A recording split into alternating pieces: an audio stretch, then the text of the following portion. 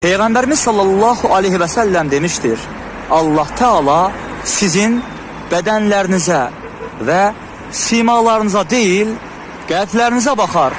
Birçokları insanlara güzel görsənmək üçün saatlarla xarici görünüşüyle məşğuldur. Aldanmış insan qəlbini unudar. Peygamberimiz buyurur, bədəndə bir ət parçası vardır. Əgər o yaxşı olarsa, bütün bədən yaxşı olar. Yox, əgər o korlanarsa, bütün bədən korlanar. Bilin ki, o ət parçası qəlbdir. İnsanlar arasında çirkin xislətlərin artma səbəblərindən biri də günahları ciddiyə almamalarıdır. Peygamberimiz buyurur, bir-birinin ardınca gələn günahlar qəlbi bağlayır.